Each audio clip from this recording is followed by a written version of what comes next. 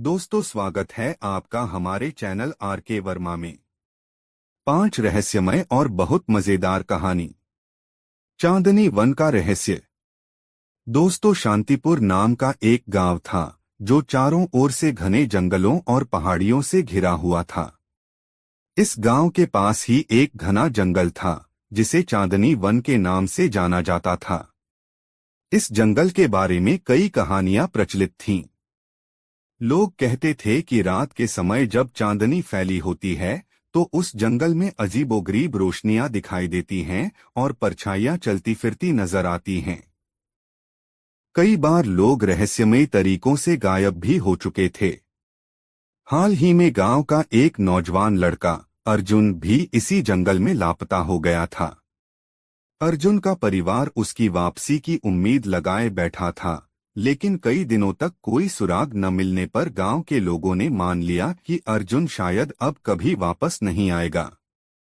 लेकिन अर्जुन की छोटी बहन नंदिनी इस बात को मानने को तैयार नहीं थी। उसे पूरा विश्वास था कि अर्जुन कहीं न कहीं जिंदा है और उसे बचाने की जरूरत है। रहस्यमयी किताब की खोज। नंदिनी ने गांव की पुरानी लाइब्रेरी में जाकर चांदनी वन के बारे में जानकारी जुटाने की कोशिश की। लाइब्रेरी में एक बहुत पुरानी धूल भरी किताब थी जिसका नाम था अदृश्य रहस्यों की किताब। कहा जाता था कि इस किताब में चांदनी वन के कई रहस्य छिपे हैं। लाइब्रेरियन मिसेस शर्मा ने उसे चेतावनी देते हुए कहा, नंदिनी, इस किताब में लिखे रहस्यों को जानने की कोशिश करना खतरनाक हो सकता है। जो लोग बहुत अधिक जिज्ञासु होते हैं वे इस जंगल में खो जाते हैं, लेकिन नंदिनी का इरादा पक्का था और आखिरकार मिसेस शर्मा ने उसे किताब दे दी। किताब के पन्नों में नंदिनी ने एक जादूगर के बारे में पढ़ा जिसका नाम आलोक था। आलोक बहुत शक्तिशाली जादूगर था और उसने चांदनी वन को अपनी रक्षा के लिए अभिशप्त कर दिया था। उसके जादू ने उस जंगल में भयानक जादुई ताकतों को समेट रखा था जो किसी को भी उस जंगल के गहरे हिस्सों में जाने से रोकती थीं। किताब में एक अजीब लाइन लिखी थी, जो अपने दिल में साहस और दया रखेगा वही चांदनी वन के रहस्य को सुलझा सकेगा। नंदिनी ने इसे एक संकेत के रूप में लिया और ठान लिया कि वह अपने भाई को बचाने के लिए चांदनी वन में जाएगी। जंगल में पहला कदम। अगले दिन रात को नंदिनी ने अपने साहस को संजोते हुए जंगल में कदम रखा। चांदनी रात थी और जंगल के पेड़ अपनी परछाइयों से अजीब आकार बना रहे थे। चारों ओर अजीब सन्नाटा था, बस कभी कभी हवा में फुसफुसाहटें सुनाई देती, वापस लौट जाओ, जंगल से बाहर निकल जाओ। नंदिनी ने ध्यान नहीं दिया और आगे बढ़ती गई। थोड़ी दूर चलने के बाद उसे एक नीली रोशनी दिखाई दी जो पेड़ों के बीच झिलमिला रही थी। उसे याद आया कि किताब में मार्गदर्शक रोशनी का जिक्र था। वह उस रोशनी के पीछे पीछे चल पड़ी। उस रोशनी ने उसे एक गोलाकार मैदान में पहुंचाया जहां जमीन पर एक पत्थर पर नक्काशीदार अजीब निशान बने हुए थे। वहां बीच में एक चमकदार चाबी पड़ी हुई थी। नंदिनी ने चाबी को उठाया और अपनी जेब में रख लिया। उसे लगा कि यह चाबी शायद जंगल के किसी और बड़े रहस्य को सुलझाने के लिए हो। जादुई भूल भुलैया। चाबी लेकर नंदिनी जंगल में और आगे बढ़ी। चलते चलते वह एक भूल भुलैया में पहुंच गई। यह भूल भुलैया साधारण नहीं थी, हर कदम पर उसके रास्ते बदलते रहते। कभी दाएं जाने पर बाएं से दीवार खड़ी हो जाती तो कभी एक लंबी सुरंग का रास्ता खत्म हो जाता। कुछ समय बाद नंदिनी को एक अजीबोगरीब लोमड़ी मिली जो बोल सकती थी। उसने नंदिनी से कहा, यह भूल भुलैया उन लोगों के लिए नहीं जो डरते हैं। अगर तुम सच में साहसी हो तो सही रास्ता खुद तुम्हारे सामने आएगा। लोमड़ी की बात सुनकर नंदिनी ने अपने डर को दरकिनार किया और अपने दिल की आवाज सुनने लगी। धीरे धीरे रास्ते साफ होते गए और वह भूल भुलैया से बाहर निकलने में कामयाब हो गई। जादू का दर्पण सरोवर। भूल भुलिया से बाहर निकलते ही नंदिनी को एक सुंदर सरोवर दिखा जो चांदनी में आईने की तरह चमक रहा था। जब उसने उसमें झांका तो खुद का चेहरा नहीं बल्कि अर्जुन का चेहरा दिखाई दिया। नंदिनी अर्जुन की आवाज सरोवर से गूंजती हुई आई। अर्जुन ने बताया कि वह आलोक के जादू के कारण इस जंगल में फंस गया था। उसने नंदिनी को यह भी बताया कि आलोक का एक जादुई ताबीज है जिसे तोड़ने से सभी जादू का अंत हो जाएगा। तुम्हारे पास जो चाबी है वह ताबीज तक पहुंचने का रास्ता खोलेगी, अर्जुन ने कहा और फिर उसकी परछाई धीरे धीरे सरोवर से गायब हो गई। आलोक की गुफा। अर्जुन की बातों को ध्यान में रखते हुए नंदिनी जंगल के और गहरे हिस्से में पहुंची। कुछ दूर जाने पर उसे एक पुरानी लोहे की गेट दिखाई दी जो कांटेदार बेलों से ढकी हुई थी। उसने चाबी का इस्तेमाल किया और दरवाजा खुल गया। अंदर जाते ही वह एक अंधेरी गुफा में पहुंची जहां आलोक का ताबीज रखा हुआ था। ताबीज चमक रहा था लेकिन वहां एक भयानक आवाज गूंज रही थी। अचानक आलोक की परछाई सामने आई और उसने गरजते हुए कहा, किसने तुम्हें यहां आने की हिम्मत दी? नंदिनी ने साहस जुटाया और जवाब दिया, तुम्हारे जादू से डरकर मैं अपने भाई को खोने नहीं दूंगी। आलोक ने एक भयानक अट्टहास किया और कहा, अगर तुम यह ताबीज चाहती हो तो तुम्हें अपने सबसे बड़े डर का सामना करना होगा। तभी गुफा में चारों ओर से डरावनी परछाइयां उभरने लगीं, अंधेरा, ऊंचाई और एकांत। नंदिनी को अपना सबसे बड़ा डर महसूस हुआ, लेकिन उसने अपनी आंखें बंद कर साहस के साथ अर्जुन के लिए अपनी चाहत को महसूस किया। धीरे धीरे परछाइयां गायब हो गईं और ताबीज उसकी ओर बढ़ गया। जादू का अंत। ताबीज को हाथ में लेते ही नंदिनी ने वह मंत्र दोहराया जो उसने किताब में पढ़ा था, सभी भटके हुए आत्माओं को मुक्त करो, इस जंगल को शांति दो। ताबीज की चमक तेज होती गई और एक भीषण रोशनी फैल गई जिससे आलोक की परछाई जलकर गायब हो गई। जंगल के सारे अंधकार और बंधन टूट गए और आलोक का काला जादू भी समाप्त हो गया। घर की वापसी। जब नंदिनी जंगल से बाहर निकली तो उसके सामने अर्जुन खड़ा था, जिंदा और सुरक्षित। दोनों ने एक दूसरे को गले लगाया और खुशी से गांव लौटे। गांव के लोगों ने नंदिनी की बहादुरी और समझदारी की सराहना की। उस दिन से चांदनी वन का डर हमेशा के लिए समाप्त हो गया और नंदिनी पूरे गांव में एक नायक के रूप में देखी जाने लगी। उसने साहस और सच्चे प्यार के साथ इस रहस्य को सुलझाया था। दोस्तों, वीडियो को एक लाइक जरूर करें। जंगल का जादुई खजाना, एक रहस्यमयी साहसिक यात्रा। अदृश्य नक्शा। दोस्तों, एक शांत पहाड़ी गांव में 13 साल की अंशिका रहती थी।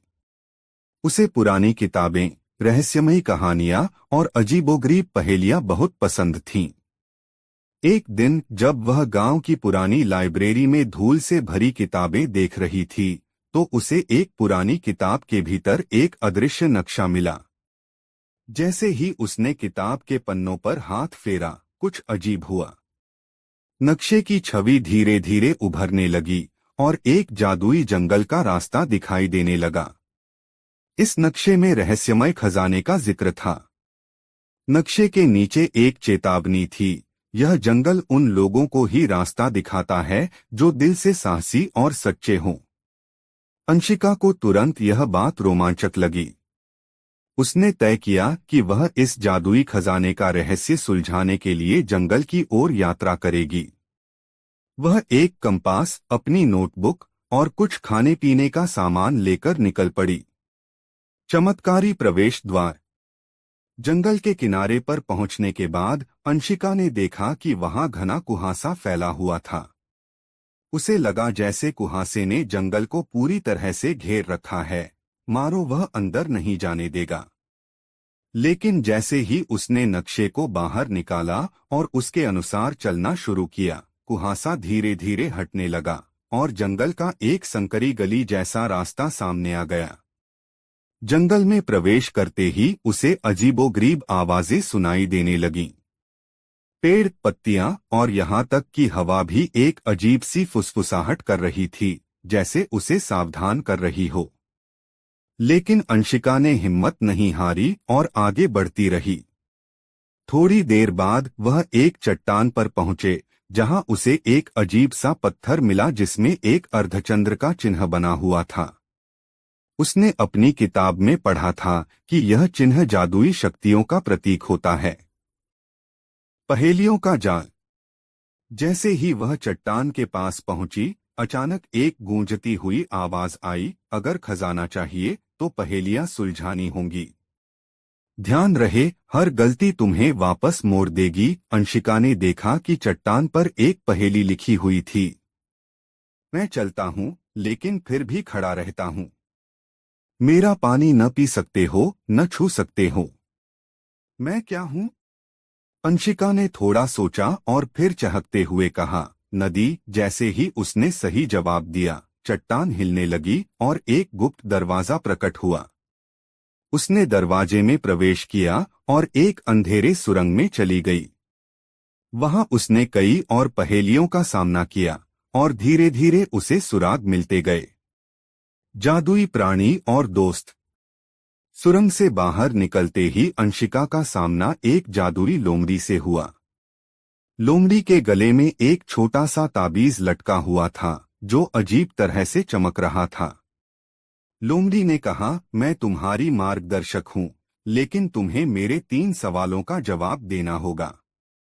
पहला सवाल था, तुम खजाना क्यों पाना चाहती हो? अंशिका ने जवाब दिया, मेरी जिज्ञासा मुझे इसे खोजने के लिए प्रेरित कर रही है, लेकिन मैं इसे अपने पास नहीं रखना चाहती। मैं इसे सभी के साथ साझा करना चाहती हूँ। दूसरा सवाल था, अगर खजाना अदृश्य हो तो क्या तुम उसे देख सकती हो? अंशिका ने सोचा और फिर मुस्कुराते हुए कहा, जो चीजें दिल में बसती हैं, उन्हें देखने के लिए आंखों की जरूरत नहीं होती। तीसरा सवाल था, क्या तुम अपने डर का सामना करने के लिए तैयार हो? अंशिका ने सिर हिलाकर कहा, हाँ। लोमड़ी ने संतुष्ट होकर कहा, तुम सच में योग्य हो। और फिर वह अंशिका को जंगल के और गहरे हिस्से में ले गई, जहां एक विशाल वृक्ष के नीचे एक और दरवाजा छुपा था। जादू की झील। अंशिका और लोमड़ी उस दरवाजे से भीतर पहुंचे और वहां एक खूबसूरत झील थी, जिसका पानी चमकदार नीला था। लोमड़ी ने उसे बताया कि यह झील जादुई है और जो भी इसे पार करता है, उसे अपने सबसे बड़े डर का सामना करना पड़ता है। अंशिका को अचानक अकेलेपन का डर सताने लगा। उसे लगा कि वह झील में उतरने के बाद कभी वापस नहीं आ पाएगी। लेकिन उसने अपने डर का सामना करने का साहस किया और झील में कदम रखा। जैसे ही उसने पानी को छुआ, उसे अपने परिवार और दोस्तों की छवियां दिखाई देने लगीं और उसे महसूस हुआ कि उसका साहस ही उसकी ताकत है। झील पार करने के बाद उसे लगा कि उसका डर गायब हो गया है। खजाने का खुलासा। झील पार करते ही अंशिका एक बड़े खुले मैदान में पहुंच गई, जहां चारों ओर जादुई फूल खिल रहे थे। मैदान के बीच में एक बड़ी चमचमाती संदूक थी। उसने धीरे धीरे संदूक को खोला और पाया कि उसमें अनमोल पत्थर, चमत्कारी औषधियां और ज्ञान की किताबें थीं। संदूक के ऊपर एक छोटी सी तख्ती पर लिखा था, यह खजाना केवल उसी के लिए है जो इसे सभी के साथ बांट सके। अंशिका ने समझ लिया कि इस खजाने की असली कीमत इसकी जादुई शक्तियों में नहीं, बल्कि इसे दूसरों के भले के लिए इस्तेमाल करने में है। घर वापसी और जंगल का आशीर्वाद। अंशिका ने जंगल का खजाना अपने गांव के लोगों के बीच बांट दिया, जिससे पूरे गांव में समृद्धि और खुशी आ गई। उसकी इस साहसिक यात्रा की कहानियां जंगल के प्राणियों में फैल गईं और उन्हें अंशिका के साहस और ईमानदारी पर गर्व हुआ। जब भी अंशिका गांव के बाहर जाती, जंगल के पेड़ उसकी हौसला अफजाई में झूमते और लोमड़ी कभी कभी उसकी एक झलक पाने के लिए उसके रास्ते में आ खड़ी होती। इस तरह अंशिका का नाम सदियों तक उस रहस्यमयी जंगल में गूंजता रहा और उसकी कहानी एक नायक के रूप में बताई जाती रही जिसने अपने साहस, बुद्धि और सच्चाई से जंगल के जादुई खजाने का रहस्य सुलझाया। दोस्तों, वीडियो को एक लाइक जरूर करें। जादुई ताबीज, एक रहस्य की खोज। दोस्तों, एल्डर ग्रोव नामक एक छोटे से गांव में, जो ऊंचे पहाड़ों और एक झिलमिलाती झील के बीच बसा हुआ था, एक प्राचीन जंगल था जिसे फुसफुसाते जंगल के नाम से जाना जाता था। गांव के लोग सूरज ढलने के बाद जंगल में जाने से बचते थे, क्योंकि उनका मानना था कि वहां आत्माएं भटकती हैं और कोई प्राचीन जादू उसे सुरक्षित रखता है। रात के समय जंगल से अजीब आवाजें और रोशनी दिखाई देती थीं, जिससे वह एक डरावनी और रहस्यमयी जगह बन गई थी। 13 साल की आर्या थॉम्पसन हमेशा से इस जंगल के बारे में उत्सुक थी। बाकी गांव वालों के उलट उसे इसकी रहस्यमयता में खिंचाव महसूस होता था। एक दिन जब वह अपनी दादी के अटारी में कुछ ढूंढ रही थी, तो उसे एक पुरानी, धूल से ढकी हुई डायरी मिली। ये डायरी उसकी दादी की थी, जिन्हें जादू और साहसिक कहानियों के लिए जाना जाता था। डायरी के एक पन्ने ने आर्या का ध्यान खींचा। फुसफुसाते जंगल के बीचों बीच एक ताबीज है, जिसमें गहरा सामर्थ्य है और जो दिल की सबसे गहरी इच्छा को पूरा कर सकता है। लेकिन सावधान रहना, क्योंकि इसे जादू और जंगल के रक्षक ने सुरक्षित रखा है। आर्या का दिल जोरों से धड़कने लगा। क्या ये ताबीज सचमुच असली हो सकता है? उसने तय कर लिया कि वह इसे ढूंढेगी। खोज की शुरुआत। अगली सुबह आर्या ने अपने बैग में कुछ जरूरी सामान रखा, अपनी दादी की डायरी, एक टॉर्च, कुछ खाने पीने की चीजें और एक मजबूत रस्सी। उसने फुसफुसाते जंगल के किनारे पहुंचकर गहरी सांस ली। उसे डर और रोमांच दोनों का अनुभव हो रहा था। जैसे ही उसने जंगल में कदम रखा, वहां का माहौल बदल गया। ऊंचे पेड़ हल्के से झूलते हुए लग रहे थे, मानो एक दूसरे से कुछ कह रहे हों। आर्या ने खुद को याद दिलाया कि वह यहाँ क्यों आई थी, अपने परिवार की मदद के लिए, जो उसके पिता की दुर्घटना के बाद आर्थिक तंगी का सामना कर रहे थे। आर्या धीरे धीरे जंगल में आगे बढ़ी, जहां धूप पत्तों के बीच से सुनहरे रंग की किरणें बना रही थी। अचानक उसने एक हलचल सुनी और रुक गई। एक छोटी चमकती हुई आकृति पेड़ के पीछे से निकली। वह एक परी थी। कौन है जो फुसफुसाते जंगल में आया है? परी ने पूछा। उसकी आवाज घंटियों की तरह मधुर थी। मैं आर्या हूँ। मैं जादुई ताबीज की तलाश में आई हूँ, उसने हिम्मत से जवाब दिया। परी की आंखों में एक चमक उभर आई। बहुत लोग ताबीज की तलाश में आते हैं, परंतु केवल कुछ ही इसके योग्य होते हैं। तुम क्या चाहती हो?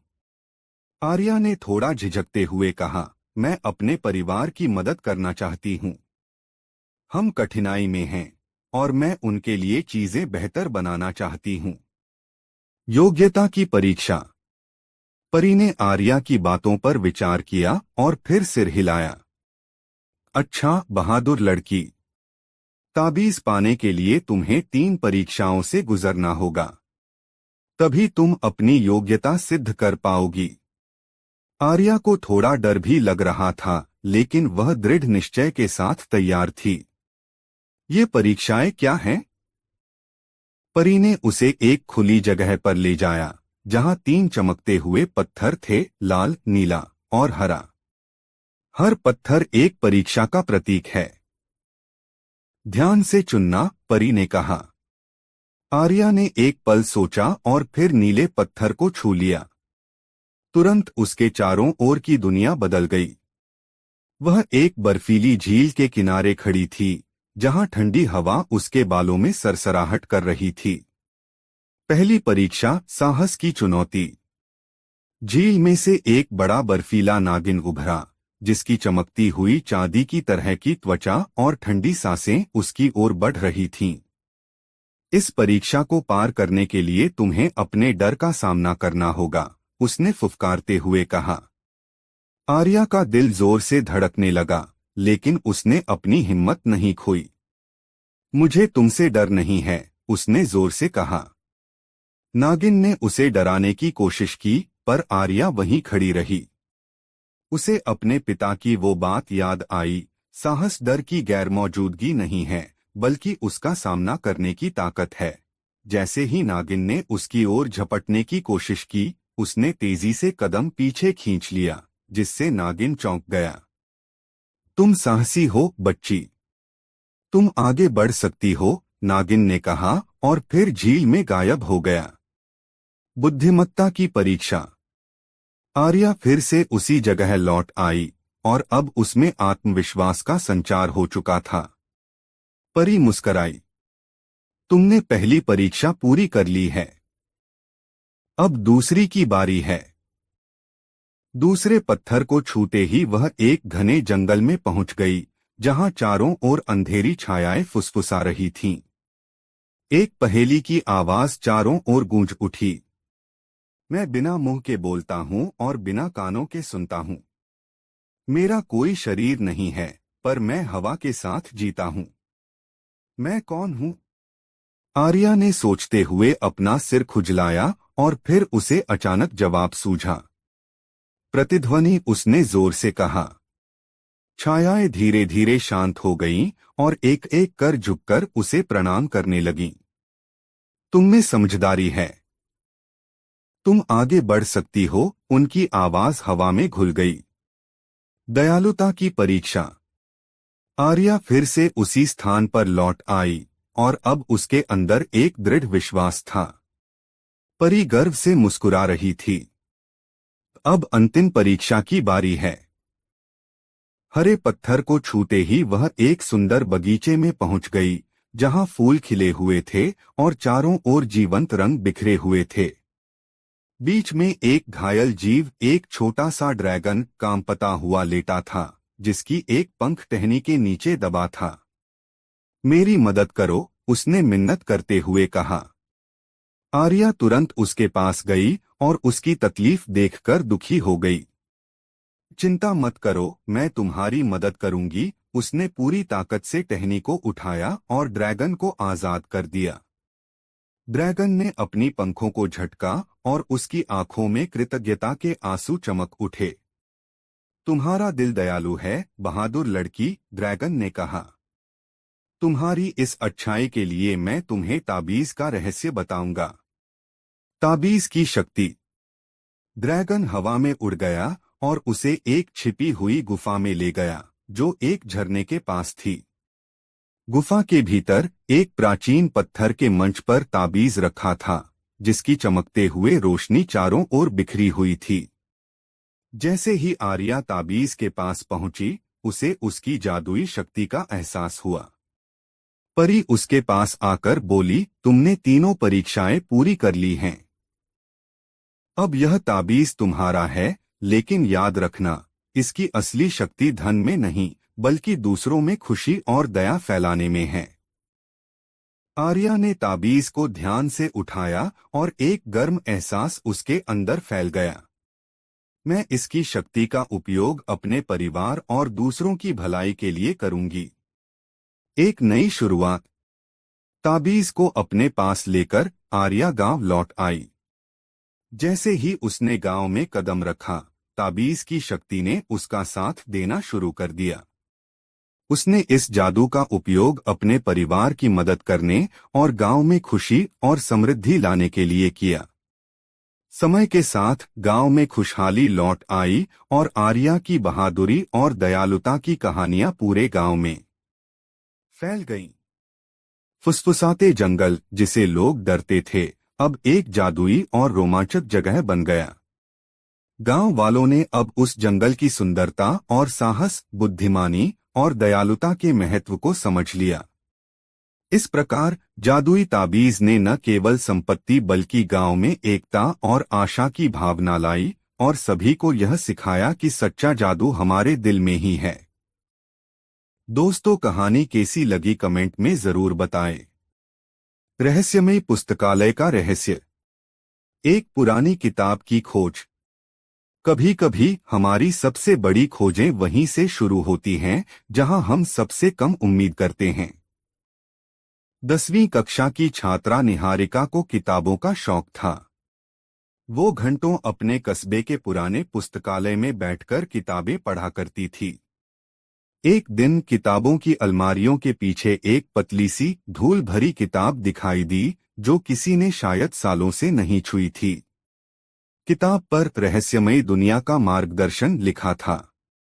निहारिका ने जब उसे खोला तो उसकी आंखों के सामने एक पुराने नक्शे का खाका उभर आया। साथ ही किताब के पहले पन्ने पर कुछ अजीब से शब्द लिखे थे।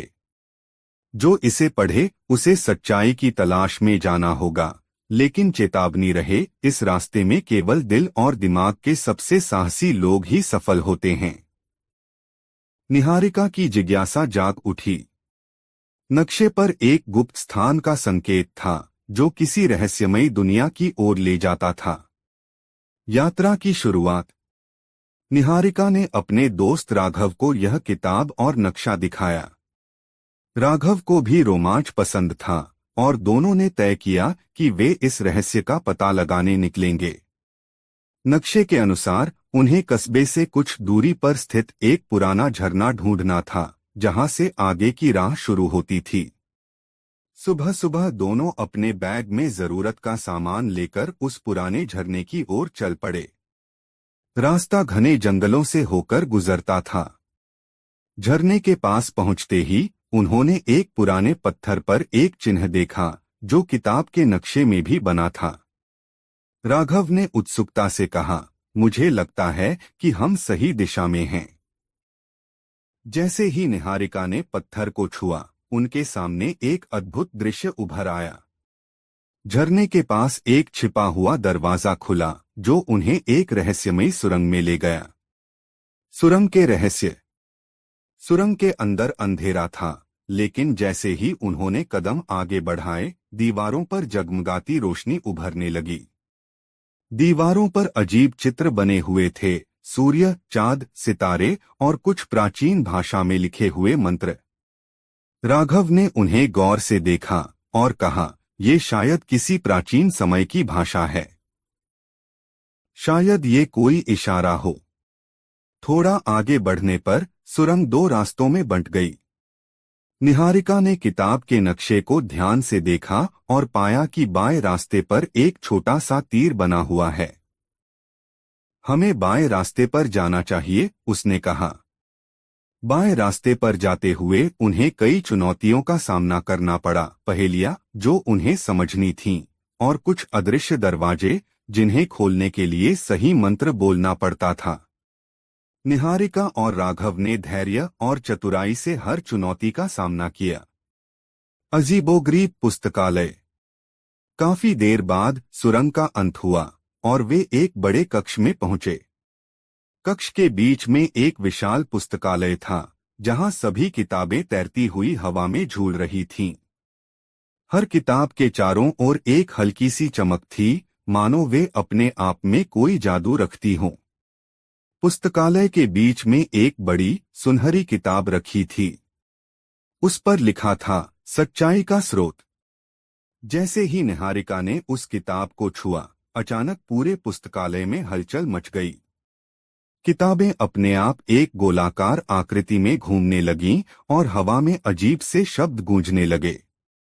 फिर एक आवाज आई, यह पुस्तकालय सिर्फ उन लोगों के लिए है जो ज्ञान की सच्ची खोज में हैं। तुम यहाँ तक पहुँच गए हो, लेकिन सच्चाई जानने के लिए तुम्हें एक आखिरी परीक्षा से गुजरना होगा। अंतिम परीक्षा। अचानक उनके सामने एक बड़ा आईना प्रकट हुआ। उस आईने में उनके खुद के प्रतिबिंब थे, लेकिन उनकी छवियां उनके जैसा नहीं बोल रही थीं, बल्कि उनसे प्रश्न कर रही थीं। आईने ने कहा, सच्चाई का असली मतलब क्या है? क्या तुम उसे पाना चाहोगे, भले ही इसका मतलब हो कि तुम वो जान जाओ जो तुम्हारे जीवन को बदल देगा? राघव ने थोड़ी झिझक के साथ कहा, सच्चाई पाना आसान नहीं है, लेकिन हम इसके लिए तैयार हैं। आईने में निहारिका की छवि मुस्कराई और कहा, तो फिर तुम तैयार हो। आईना धीरे धीरे धुंधला होने लगा और उनके सामने एक नई किताब प्रकट हुई। इस किताब में उनके जीवन से जुड़ी कई घटनाओं के बारे में लिखा था। निहारिका को ये देखकर एहसास हुआ कि पुस्तकालय में हर उस व्यक्ति का ज्ञान होता है जो उसे ढूंढने की इच्छा रखता है। यह पुस्तकालय केवल रहस्य नहीं बल्कि आत्मजागरूकता का प्रतीक था। सच का सामना। जैसे ही दोनों ने किताब पढ़ना शुरू किया, उन्हें अपने जीवन से जुड़े कई ऐसे रहस्य पता चले जिनके बारे में वे पहले नहीं जानते थे।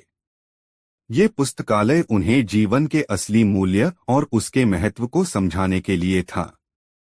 आखिरकार उन्होंने उस सुनहरी किताब को अलविदा कहा और बाहर जाने का रास्ता खोजने लगे। वापस आते वक्त उनके दिल में सुकून था। उन्हें एहसास हुआ कि सच्चाई केवल किसी जादुई ताबीज या खजाने में नहीं, बल्कि उनके अंदर ही है। एक नई शुरुआत। जब वे सुरंग से बाहर निकले तो उन्हें महसूस हुआ कि उनकी इस यात्रा ने उन्हें बदल दिया है।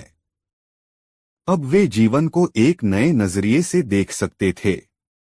निहारिका और राघव ने अपने इस रहस्यमयी अनुभव को एक गहरी सीख के रूप में स्वीकार किया और अपने अपने जीवन में एक नई शुरुआत की। यह कहानी यहीं खत्म होती है, लेकिन उनके जीवन में जो ज्ञान और आत्मविश्वास आया वह हमेशा के लिए था। उन्हें अब पता था कि असली जादू केवल किताबों में नहीं, बल्कि हमारे अनुभवों और आत्मज्ञान में छिपा होता है। दोस्तों, कहानी कैसी लगी कमेंट में जरूर बताएं। शापित मंदिर का रहस्य। गांव के बुजुर्गों की चेतावनी। सुदूर बसे गांव श्यामपुर में एक पुराना मंदिर था जिसे गांव के लोग शापित मानते थे। किसी को नहीं पता था कि यह मंदिर कब और किसने बनवाया था। कहते थे कि रात में वहां से अजीब आवाजें आती हैं और जिसने भी उस मंदिर में जाने की कोशिश की वो कभी लौटकर नहीं आया। गांव के बुजुर्गों ने सभी को चेतावनी दे रखी थी कि मंदिर के पास कोई न जाए। राघव और सिया, दो किशोर दोस्त, इस गांव में ही रहते थे। वे बचपन से उस मंदिर के बारे में कहानियां सुनते आए थे और हमेशा सोचते थे कि क्या सच में मंदिर शापित है या यह केवल एक अफवाह है। एक दिन उनके अंदर का रोमांच उन्हें मंदिर के रहस्य का पता लगाने के लिए मजबूर कर बैठा। मंदिर के द्वार पर रात का समय था और गांव के सभी लोग अपने घरों में सो रहे थे। राघव और सिया ने चुपचाप अपने घरों से निकलकर मंदिर की ओर जाने का निश्चय किया। रास्ते में ठंडी हवा चल रही थी और चारों ओर सन्नाटा था। जैसे ही वे मंदिर के पास पहुंचे, उन्होंने देखा कि मंदिर के मुख्य द्वार पर एक प्राचीन पत्थर पर कुछ लिखा हुआ है। पत्थर पर लिखा था, जो इस मंदिर में प्रवेश करेगा उसे अपने दिल की सबसे बड़ी कमजोरी का सामना करना होगा। जो पार कर लेगा वही सच्चाई को जान पाएगा। राघव ने सिया की ओर देखा और कहा, क्या तुम अब भी तैयार हो? सिया ने सिर हिलाया, मैं तैयार हूं। इस रहस्य को जानने का यही मौका है। उन्होंने मंदिर का दरवाजा धीरे से खोला और अंदर प्रवेश किया। अजीब गलियारा। जैसे ही वे अंदर आए, उन्होंने पाया कि मंदिर के भीतर एक अजीब गलियारा है जहां चारों ओर पुराने दियों की हल्की रोशनी थी।